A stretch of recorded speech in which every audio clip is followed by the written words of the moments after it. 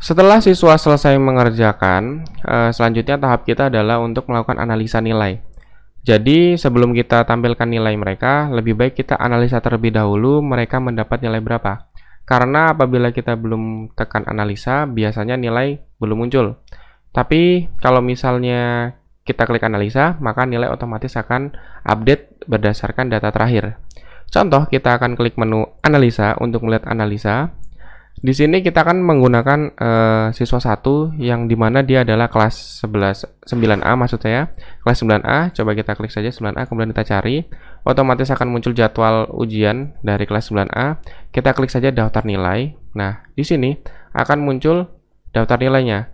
Kebetulan saya memilih jawaban yang benar sehingga nilainya adalah 100 dan totalnya 100. Karena kita menggunakan PG 100%, maka di sini dia akan mendapat nilai 100 apabila PG-nya benar semua. Kalau kita mau melihat analisa dari salah satu siswa dengan lihat hasilnya dari masing-masing soal, kita bisa klik saja hasil jawaban. Nah, di sini kita klik hasil, otomatis kita akan melihat jawaban dia. Kebetulan jawabannya 1 dan kuncinya 1 dan jawabannya benar. Kemudian contoh soal 2, dia memilih jawaban 3 dan jawaban soal ketiga dia memilih jawaban 1 dan dia benar semua dan nilainya 100. Kalau kita melihat data dari siswa 1 yang tadi ujian. Terus kalau misalnya ada soal esai, otomatis di sini akan muncul soal esai dan muncul kita akan menilai berapa untuk esai. Oke, kalau sudah kita coba kembali. Nah, di sini siswa 2 dia ada kosong karena dia belum mengerjakan. Kalau misalnya kita klik hasilnya, otomatis di sini akan muncul salah, dia tidak menjawab karena dia belum mengerjakan. Oke, sekarang kita keluar lagi dari analisa. Sekarang kita akan mencoba untuk siswa kedua mengerjakan soal. Coba kita login sebagai siswa 2 dengan nomor ujian tadi U002. Dengan passwordnya A2. Kita coba login.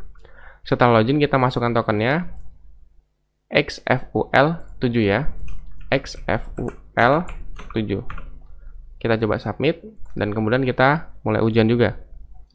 Nah, di sini kita mau coba memberikan jawaban.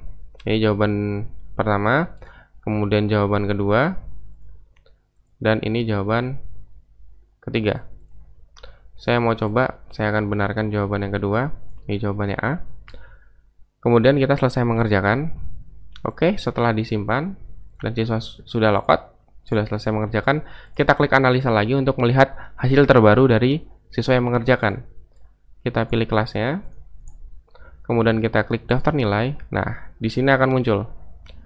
Di sini saya membenarkan jawaban saya yang tadi, yang ketika yang soal pertama dan sisanya salah. Nanti di sini akan muncul nilainya 33,33 dengan 1 benar dan 2 salah. Nah, kita lihat saja hasilnya.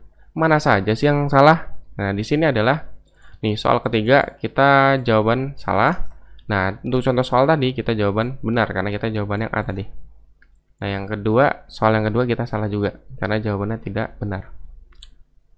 Nah, begitu adalah analisa untuk tiap peserta ujian.